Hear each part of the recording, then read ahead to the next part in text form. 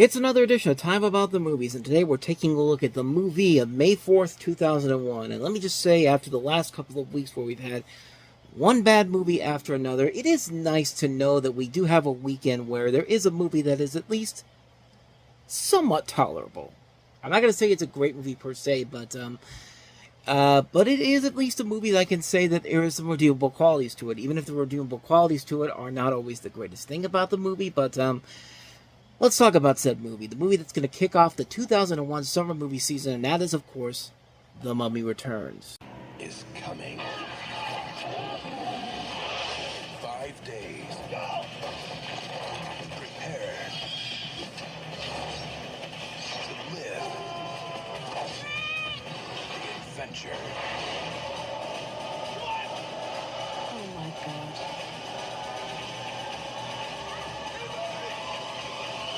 The Mummy Returns. Rated PG-13 at theaters. So, in The Mummy Returns, many years ago in ancient Egypt, we have a man known as the Scorpion King, played by The Rock, leading a menacing army, but when he sold his soul to Anubis, he's erased from history. Now he's only a myth, or is he? Rick and Evelyn, once again played by Brendan Fraser and Rachel Weisz, are still discovering new artifacts with their 8-year-old son Alex. They discover the bracelet of Anubis, but someone else is after the bracelet. High Priest Imhotep is back, Arnold Vosloo. He's been brought back from the dead once again and wants the bracelet to control the Scorpion King's army. But that's not the only problem. Imhotep now has Alex with the bracelet attached to him and doesn't have that long to live, so the hijinks ensue from that point. And like I said, The Mummy Returns, the Mummy movies are not really the best movies in general. The first movie was fun, I'll give it that. Like, it felt like a fun adventure film with an idea that it's not going to be taken too seriously. And this one really does not take itself that seriously, because some of the CG effects in this movie are really, really dated. I don't think I need to tell you about what the Scorpion King looks like in CG, because you probably know that's one of the worst CG effects ever. But at the same time, though, this movie still has those elements of it's so bad it's good type of stuff here. Like, there are scenes in this movie that are ridiculously stupid, and there are shots in this movie that are so ridiculously stupid. And in fact, why am I even talking about these shots? Why don't I actually show you the funniest shot in the entire movie? This is from the end of the movie. This is from the climax of the movie. I just want you to take a look at this scene in particular, and I'm going to pause it at the point where it's friggin' hilarious. Just watch this. No! I mean, just look at this thing. Like, this is something that you need to somehow make a picture out of this, get a frame and frame it up on your wall. This is art right here.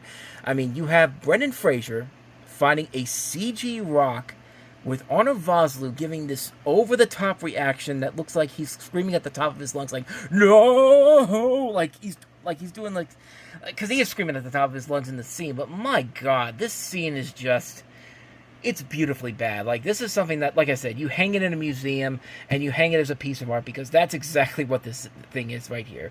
This right here is a piece of art that needs to be hung in a museum or in a wall somewhere. Just like someone needs to frame this image right here and give it to me as a gift. I don't know who would want to do that, but if you want to do that, let me know, because I would love to have this image on my walls. Like, it's like one of those, this is art right here. This is really, really art right here.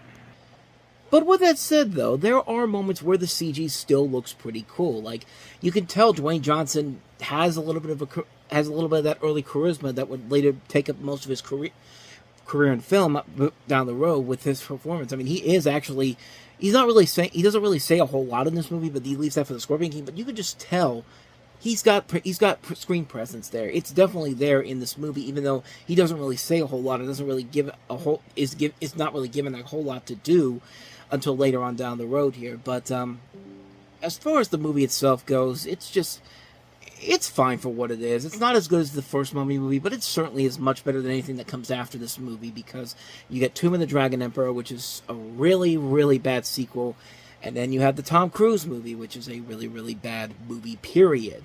But this still has some elements to it that are still fun enough that I would say it's definitely worth checking out. If you like the first one, you definitely get some fun in this movie here. It's definitely not the same movie as the first film, but it is still a fun film in general. And it does have those moments that are so laughably bad that you will remember them for years and years to come. Such as that scene I just showed you. But The Mummy Returns. Not a bad way to start off the summer movie season. Grab some popcorn and have some fun with it. And so with that said, we wrap up another edition of Time About the Movies. We'll have 2 movies to look at next time, including Heath Ledger in one of his first leading film roles in A Knight's Tale. And we also have the animated feature, The Trumpet of the Swan. Yeah, The Trumpet of the Swan. I thought it was The Triumph of the Swan, but no, it's The Trumpet of the Swan. So 2 movies we'll look at next time around, and we'll delve into those on the next episode. But until then, thank you so much for watching, and that's my Instagram going off. So just, if you hear that beeping sound throughout this, that's just that. So with that said, thank you so much for watching, and if you want to see more videos like this, please hit the playlist on the next page, check out the previous episode, and also don't forget to hit the like and subscribe button. While we were putting videos up today, we hit 3,000 subscribers, so I already did a little short video, but I will say in long form, thank you so much for that, for coming to the channel, liking the video, supporting the channel, subscribing to it. If you haven't yet, you're doing yourself a huge disservice if you like these videos, because we do post videos here every day, and hopefully we can keep this going. So once again, thank you so much for 3,000 subscribers. Thank you for checking out this episode, and I will see you guys next time for the next one. So thanks for watching. I'll see you guys next time. So until then, as always, take care.